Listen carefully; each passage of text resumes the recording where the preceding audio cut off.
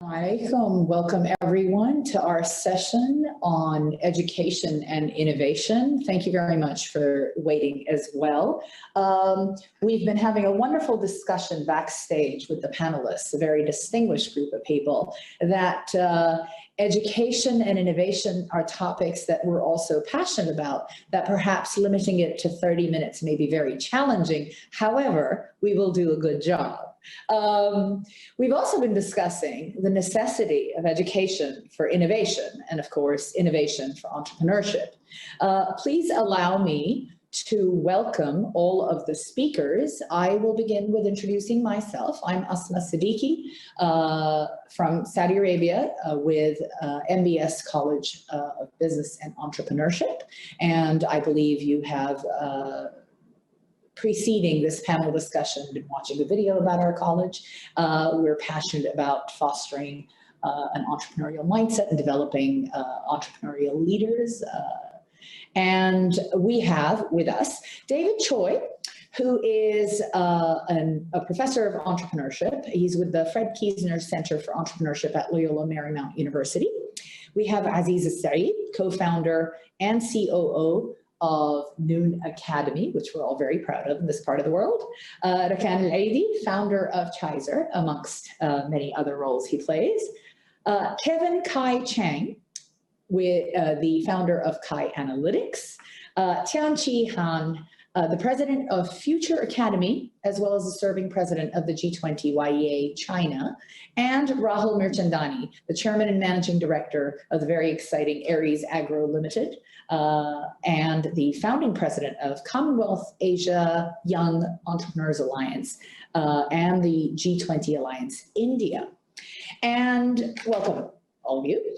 I would like to start off by asking each one of you to spend 1 minute in just enlightening us as to where you fall on this chain of education, innovation, entrepreneurship, and what is it that you are passionate about. Shall we start with David, Dr. Choi? Sure. So I'm at a university. So we're in the job of doing what universities do, producing intellectual capital, developing entrepreneurs, developing employees who will be in entrepreneurial companies, and certainly developing technical talent. But you know, in these days, you got to do more as a university. So we actually also incubate companies, and we create companies that are ready for the market the moment our students graduate. Not all the time, not that many, but still some a decent amount every year. And what I'm really passionate about is a couple of things. I'm really passionate about producing companies that really make an impact on society in terms of the value they create, maybe the change they create in society. I'm also really passionate about developing entrepreneurial talent, helping our students become better talents by the time they graduate. Thank you very much. Aziz. Hello, everyone. I'm Aziz from Riyadh, Saudi Arabia. Myself, I used to teach in university. I hold a PhD in science. I taught machine learning and coding, and I was always limited by the number of students I can teach every day. I used to teach 25 students a day. Now I'm lucky that Noon Academy we taught 7 million students so far. So Aziz, you're slightly muffled. Okay. Am I audible now? That's better, okay. Yes. So again, you know, I'm a teacher by heart. I used to teach in university. I taught coding, machine learning, and I was lucky to teach, 20 students a day. But always, wanted to scale that. And now I'm lucky enough through Noon Academy to have taught more than 7 million students through the platform. And we believe that the innovation and education happens in years rather than one way. We're losing you again. Okay. That's better. That's better. Okay. You're back. Yeah. So through Noon Academy, we facilitate peer-to-peer learning, and that we believe this is the best way for innovation to happen. That students discover ideas and challenges that they tackle together with their peers, and that's what we do in Noon Academy. Brilliant. Thank you so much. Rakan. Yes, pleasure to be with you. My name is Rakan Aleidi. I'm the founder of Shizer Tech, a tech startup that I've been operating for a year. Previously, I've spent 9 years of my life into entrepreneurship education and also development. I established Endeavor in Saudi Arabia. It's a global nonprofit that supports high-impact entrepreneurs. And then moved into the other side of the fence, the investment fence. I joined a Silicon Valley-based 500 startups, VC, where we also focus a lot on developing entrepreneurs through accelerator programs. And today I'm trying to become an entrepreneur myself, walking the talk after 9 years of helping others. Brilliant. Thank you so much. It's a pleasure to have you here. Kevin. Oh, hello, bonjour, everyone. It's very humbled to be amongst these wonderful panel today. And just kind of pinging off of Dr. Choi's comment about education. You know, as much of the innovation and new technology are born out of university research. And I've been in the industry for just over a decade now. But from my research, you know, 30% of new undergraduate students unfortunately drop out after their first year. And it costs a lot of money, like about 37 billion in tuition just in the US alone. And, you know, universities get at the heart of research and innovation. And so what we've been doing at Kai Analytics is we've been working with universities and colleges in Canada and the US to help them make sense of what students are saying, what faculties are concerned about, and more recently kind of help them measure campus climate, just using the words they say. So we kind of put the student words to action. And I think for me, what I'm passionate about is that in this time of all this talk about automation and AI, the beautiful thing about language is that it's still inherently human in nature, so that, you know, you got to find the nuance and the balance and the science and the art of the things. And that's a challenge I'm very passionate about. Thank you. Absolutely. Thank you very much, Kevin. TIANQI, love to hear from you. Thank you. Good to meet you in this virtual summit. My name is TIANQI. I'm currently serving as the president for Future Academy. Also, it is the hosting organization for G20YA in China. We're a national organization supported by the government, especially to boosting exchanges and the collaboration between Chinese entrepreneurs and the others overseas. Now, I'm very passionate, also along with my team, we're very passionate to building, you know, bridges for entrepreneurs across borders. Right now, our organization has a council of top entrepreneurs in China. We have 15 sub-communities, 10 in China and 5 overseas. And we also help select and help foreign tech company to land and grow in China. We provide very direct and solid support, such as $500,000 to $2 million of grant, which, you know, it's a sponsor. It does not take your equity. And in the past 12 months, we've successfully, along with our partners, successfully helped 20 tech companies to land and grow in China. We're very proud of that. And good to connect with you all. Thank you. Absolutely. Thank you very much. That's very valuable information too for many entrepreneurs, I'm sure. And last but not least, Rahul. Salam, namaste. This is Rahul from Mumbai in India. Very proud to be part of the founding group that put together the G20 Young Entrepreneur Alliance. We are part of CII's Young Indians. What we do is we actually have thousands of people in 51 cities in India who have come together to converge, lead, co-create, and influence India's future. And these are necessarily the foundation of this is education. And we have a lot of entrepreneurs who are mentored and put together very structured programs within the CII Young Indians ecosystem. As a business person, I run an agribusiness company, have 9 million farmers, and there's a lot of education that goes into selling specialty farm inputs in India. And I'm very proud to have education at the core of everything I do, whether it's in the entrepreneurship space in YI or whether it's at work at Aries Agro. Thank you so much, Rahul. And obviously, many of you are educators, either by default or by virtue of what you do. You support this ecosystem of entrepreneurship in many different ways, whether it's policy or action, etc. But going back to education as a central theme here, what would you say is the missing link between education and innovation, and what role do you think formal and informal education entities are playing at the moment to address it, or what role should they be playing to address it? Perhaps we could start with Dr. Choi. David.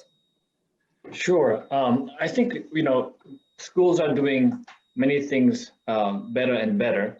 At least I like to think so. But, we have to play a very effective role in being the bridge between traditional academia and what's needed in the industry. So, when it comes to technology, for example, I think we have to be better at licensing and commercializing and making entrepreneurs have better, easy access to technology. I think when it comes to education, we really need to be better at developing entrepreneurial talent, like I mentioned before.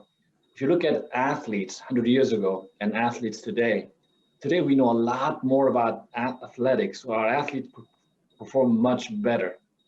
We can't say the same thing about entrepreneurial talent right now, but I think with all the research going on, you'll see some years from now, the entrepreneurial talent being much more advanced and better than they were or they are today. So let me just start off with those. Thank you. Who would like to take the question also? Rahul, please go ahead. Actually, one of the things we found as a gap, Asma, was the fact that most education institutions teach best practices and case studies and things that have already been done.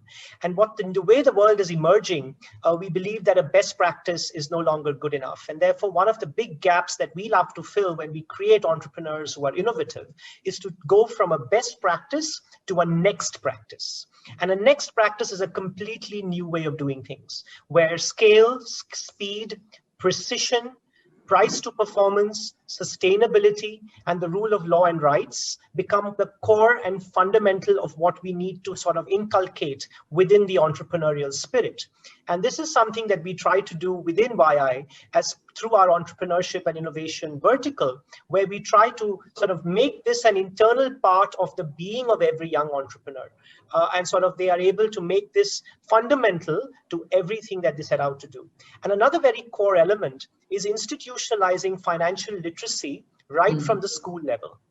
Because unless from the school level, from 5th, 6th grade, we do not have financially literate young people, there is no way that they would kind of get that drive or even the wherewithal to have the skills to become an entrepreneur. So I think the next practices and financial literacy, I believe, are the two missing links that the whole world kind of needs to work around. That's very interesting, and perhaps even more so, being the only female on this panel, I could say even more so, incorporating it into formal education, because young girls don't necessarily have the advantage of acquiring this, from their environment so much. I believe, Kevin, you wanted to add something to that, and TIANQI as well, right? Yes, and I think from a perspective of a kind of a consulting company, moving more towards technology each day, I kind of maybe answering your question in reverse. Right now in Canada, from what I've seen and what I've experienced, the federal and provincial government has created very quickly a lot of youth internship programs that ties companies like me to hire them, especially during this time of disruption in the labor market. These programs come in the form of even 100% wage subsidies to 50%, and it's been very good for us. We've been able to kind of get the extra support we need in terms of marketing and developing new kind of formulas and technologies. But to kind of answer your question now, that what I see is missing, just in this kind of the short term, is that the rollout has been so rapid, so quickly, that there has not been a lot of follow-up in terms of evaluating outcomes. And I think that's really important for the next step for governments and the G20 nations that do have these type of programs or are thinking about it. For me, I think I can safely say our interns had a really positive experience. I know I did, and we both learned from each other. but there are, I mean, I do hear stories about, sometimes they're either burnt out or maybe they've been let go early, and that's not a very positive experience. Grant, even in the light that you're receiving these public funds. So I think the next step in terms of what's missing is having some due diligence around these programs. Absolutely, that's very valuable. TIANQI, and then maybe Aziz. Oh, sorry, and Rakan, then Aziz. Yeah. Thank you. I'd like to echo what Rahul just mentioned, because here in the G20YA China Council, we also have a large group of top entrepreneurs and top talents across China. After you studying them and you analyze deep how they found their company, what kind of difficulty they have go through in order to succeed and become a quite successful entrepreneur, you have to admit that entrepreneur as a professional is not for everyone. It's just for a small group of people. But what we want to emphasize is that entrepreneurship as a spirit is definitely for everyone. It means to innovate. It means to, take calculated risk and be brave to take action. But it does not necessarily mean everyone has to be entrepreneurs. It's the risk is much higher than going to a company to have your work. So what we are trying to teach in our community is entrepreneurial skill. If you take this skill to be entrepreneur, okay, that's your choice. But we have to admit that not everyone should be entrepreneur. And I do agree with Rohit just mentioned. It requires a length of education in order to be succeed. Thank you. Thank you very much for that, Rakan. Yeah, I think also what we have noticed during our work, back to your question about innovation and dedication, one of the things that's missing in this part of the world, in the MENA region, is that understanding the difference between innovation and invention. Most of the youth that we encountered is that they believe that in order to be innovative, you have to invent something new, while innovation is just applying a new methodology for something that exists. Particularly, one of the areas that we have noticed that's missing is the business model innovation. Sometimes current businesses has ability to reintroduce themselves, to get innovated. I mean, if we look at, for example, Uber, it did not invent a new way of transport. It's just a business model innovation, a pure case of that, for ordering a cab through your phone using the geolocation and all the technologies that existed post 2010 and post the financial crisis back in 2008. So sometimes what we need to educate our entrepreneurs and our youngsters is that innovation could come from anywhere. It's not necessarily that you have to invent something new. And most importantly, it could be a business model innovation, not a product or a new category or something. Absolutely, absolutely. Very valid. Thank you. Aziz. So this is at one point to what the fellow panelists have mentioned already. I've been lucky to be part of the formal education system, both as a student and as an educator. Then a founder of 3 startups. 2 of them failed already. The latest one is going. And also one of my startups, I used to, we spent like almost 2 years in one of the incubators here in Saudi. So I think I was lucky enough to experience, the three aspects of it. And I think, on top of what has been said, which is spot on, to be honest, I think what this region needs is a success story that inspire people, that goes from the region, that people can relate to and can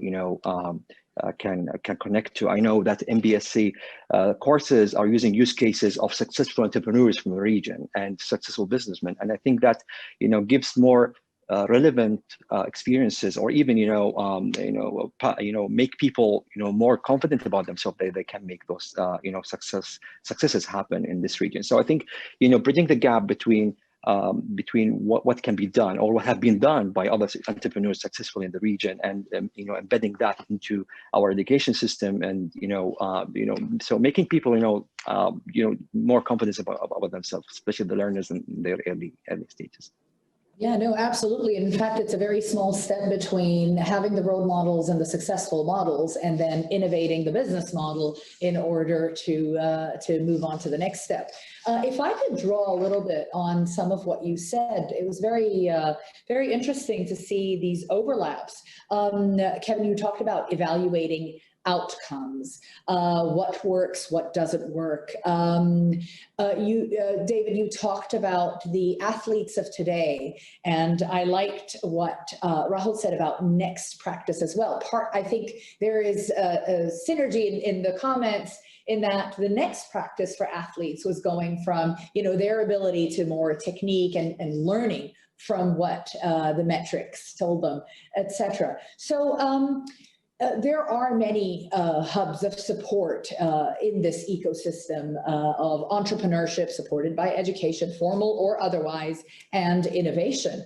And yes, perhaps it is time to look at both data or anecdotally qualifying it, quantifying it.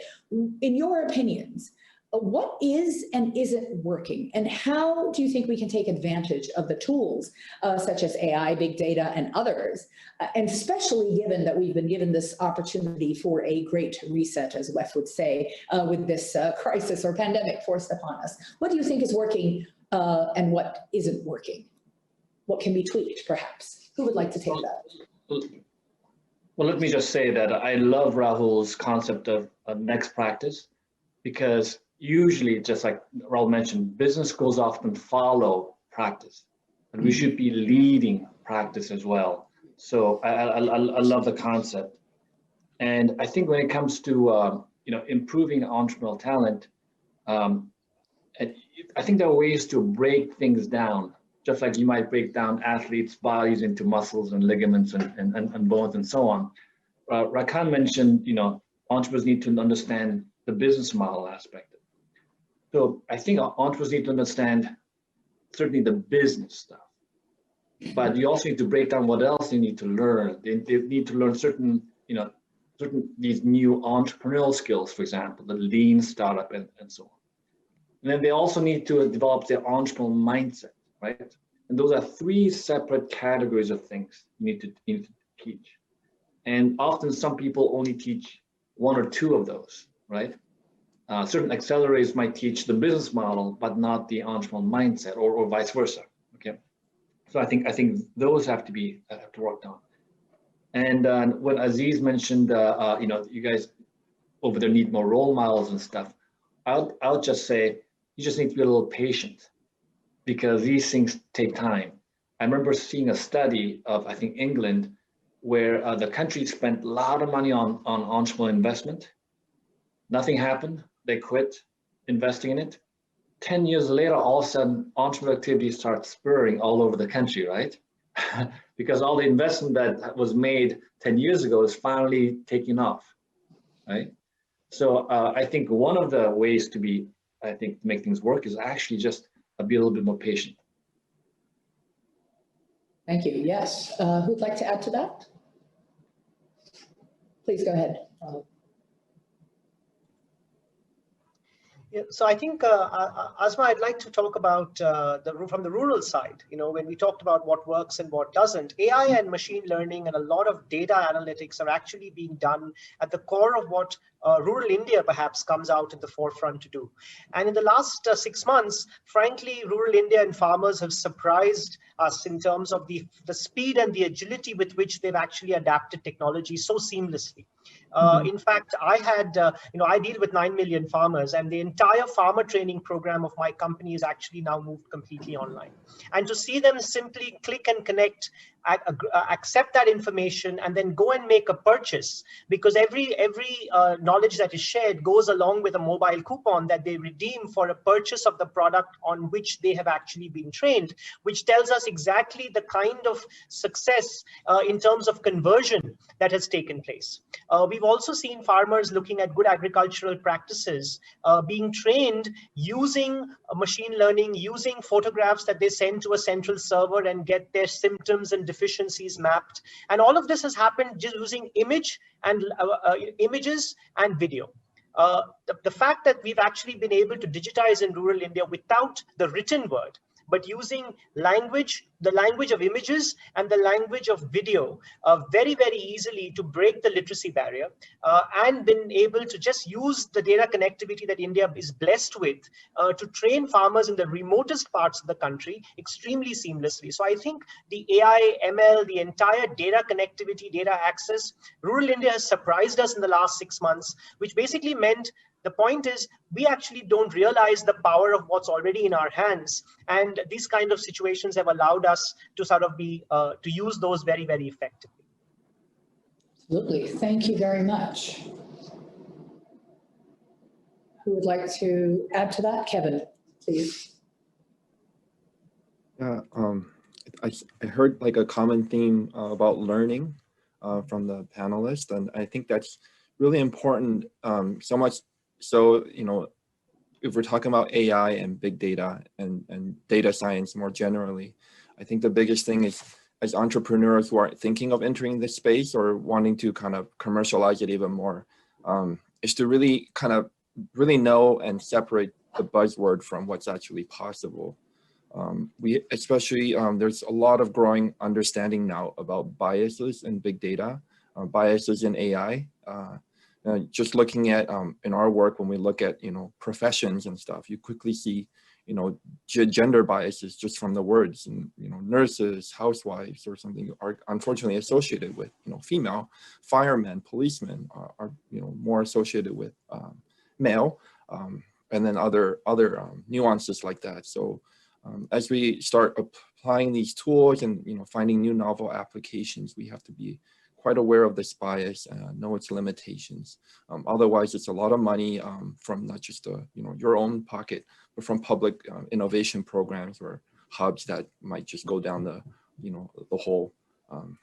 And you find yourself, you know, sometimes more often than not, and end up doing things manually to try to fix things. So we have to be mindful of that. Yeah, no, thank you very much. Rakan, please. Yeah, I think we are living in a very interesting time. This crisis has changed things, and I believe it has changed things forever. What happened, what we lived in for the past 7, 8 months during this year, it just reminds me of 2008 when the financial crisis hit. After the financial crisis, we start seeing innovative entrepreneurs creating unicorns, creating their amazing startups. People like the founders of Airbnb or Uber, as I mentioned, or even companies locally in the e-commerce sector. So I believe we are living in a very interesting era that is representing an opportunity to use AI, machine learning, blockchain, all these new technologies and build something new, build something that is not based on best practices, just like Dr. Rahul said. It's based on new practices or mixed practices. I think we're gonna see entrepreneurs that gonna write on their companies founded in 2020, the year where the whole world shut down. It will be very interesting time the next 3 to 5 years to see what startups gonna come and out of this crisis and scale at fast. Indeed, absolutely. Yes. TIANQI or Aziz, would you like to add to that? Please go ahead, Aziz. Yeah, so I'll speak about education, especially the formal education in the schools, you know, the shutdown of schools during the past few months. we always realize the importance of school systems to allow innovation and also to embed innovation in the mindset of students. And the transformation that happened during the pandemic, especially for a majority of the schools, they switched to online teaching, I would say, not online learning. So it is more of a teaching, one-way broadcast that doesn't allow the collaboration or even, the feedback loop to happen between learners and teachers. And I think data can play a really good job there, and technology as well, to facilitate the learning from others. And I want to just emphasize on how data can be really, really important to personalize the learning experiences for students, and also to allow them to learn from others. And I think, again, the data and the machine learning and data science can really be very helpful there if it's used properly.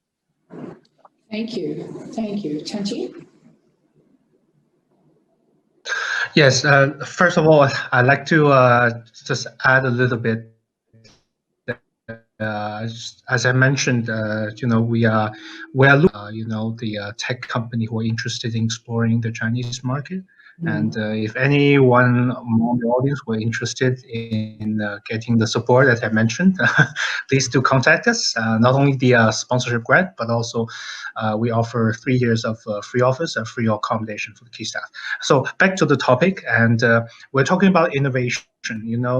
Future Academy, we, after studying quite a few of our key members, top entrepreneurs, some of them are founder of the unicorn companies in China, we realized that if you dig deeper, not only how they started their first company, but also how they get this idea.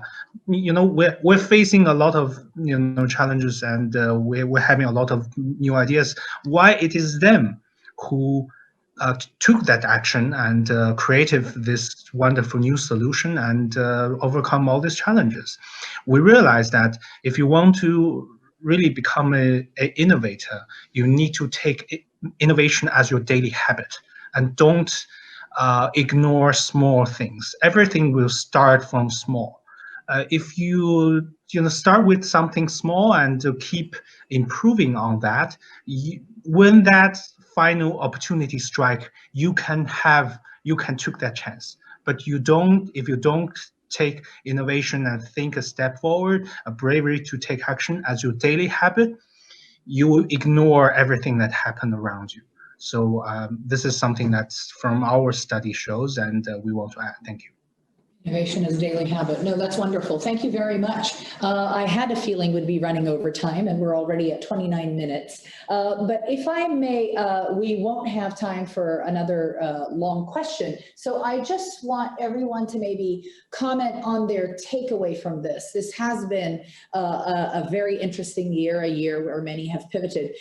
You've heard a lot about the approach, the challenges, what is and isn't working, et cetera, where the gaps may be. What's your takeaway, in a sense, from the year, the panel, the conference, and all the other amazing virtual meetings that we've been having throughout the year and around the G20 themes? So just your takeaway from these series of conversations and exchanges and experiences. David, again, you might as well. Sure. I think what TIANQI said was very, very interesting. So it's back to the mindset, right? Having the right mindset, looking at problems, that's very important. And you guys mentioned challenges a lot. And I think there are many, many challenges around the world. Think about the environment, think about all those kind of things. I think there are many, many technological solutions that are available. In LA, I see companies that make, equipment that reduces carbon emission immediately by 50%. I see technologies that extract water out of thin air, and so on. So I think there are so many opportunities out there. It's a very exciting time for entrepreneurship. Thank you very much. On the screen, I have Rakan or Rahul. Rahul, go ahead, and then Rakan, and then we'll just go to the screen. Well, I think, it's an amazing time to be alive. I think there's a time that would really define the future world. It's really this time. And I think we are blessed with that opportunity. What I think are the new skills required for an entrepreneur. in this time. A very, very different set of skills, which would be focused on resilience, on agility, on courage, on passion, purpose, and also on wisdom. So I think this entire set is very different from the kind of skill sets you would perhaps have trained people for in the past. So I think the skill sets for an entrepreneur are very, very different, and the way they pitch their personal brand is going to be, I think, the way they define the future. Thank you. Rakan. I think I'll wear the hat of an entrepreneur in this. I think what I learned this year is that entrepreneurship and innovation is a process. It's a journey, it's not a destination.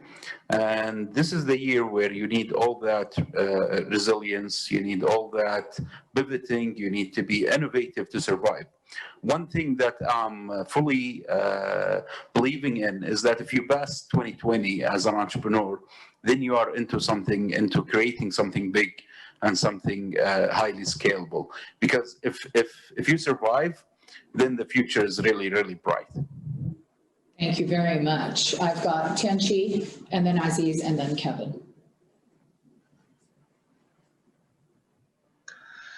To me, I think a key takeaway is that, do stay connected with the rest of part of the world, because there are so many changes, so many opportunities happening, across borders, and we are a true believer of international collaboration, and we've seen so many, good technology that is might not be working in your own country, but is working perfectly in other countries. So, believe in internationalism and let's collaborate. Thank you very much, Aziz. I think the past 9 months was a really great life course for humanity, to be honest. We saw, resilience, we saw innovation, not only in companies or entrepreneurs level, even countries level and states. And the key takeaway for me on that, we saw lots of things, lots of trends we expected. For example, education technologies, we expected 10 years for education technologies to be there. I think that accelerated only in 8 months. And, what have been achieved in the past 10 years, in my belief, it's been achieved in 6 months or 8 months. And that can apply, to many other domains. And again, it's an opportunity for those who want to, get there and get their ideas and businesses to thrive there. So I think that was a great opportunity, and I believe it was really blessed. I was really blessed to be part of it. Thank you very much. Absolutely. Thank you. Kevin. Yes, thank you. I guess I would just end first by just recognizing that I've been very privileged during this global situation that before that we've mostly been working remotely, and when things changed and every one of us had to pivot, what I've noticed is really the borders have disappeared because it's very easy now to collaborate with people. I collaborated with an intern from Korea. I collaborated with researchers from Vancouver and UBC, and right now I'm in Japan right now. So there's a lot of opportunities now, and for those entrepreneurs who are working with digital technology or even wanting to look at other options, I really recommend you kind of learn what the universities are in your area, learn about some of their programs, because a lot of them have industry partnership programs right now, and there's a lot of shared collaboration. Students benefit, and you'll learn something as well. Brilliant. Thank you so much, Kevin, and thank you all so much. I think as the moderator, I won't be commenting on what I've learned this year, but really, what can I synthesize from this panel discussion? And I think my key takeaway here would be that there seems to be a need for a shift in my mindset from education for entrepreneurship to really using that term as learning for innovation. And that learning is both skills and going through formal education, financial literacy, as you said, Rahul, digital, etc., and learning to adapt to a certain mindset, learning to innovate on a daily basis, learning to think about leading and not following, learning from data, surveys, new technologies, and then using that to really empower oneself to innovate, either in terms of daily life challenges, but also for potentially entrepreneurship, which may or may not be for everybody. A wonderful panel and a group of very distinguished panelists, for which I thank the G20 YEA Summit organizers. Thank you all very much. You've been your contributions have been amazing, all the way from Japan, China, India, Saudi Arabia, and LA. This has been really wonderful. I hope our viewers have also learned a lot from this. Thank you. Take care. Stay safe. Stay healthy. All the best. Thank you. Thank you, everyone. Bye-bye. Thank you, everyone. Bye-bye. Thank you.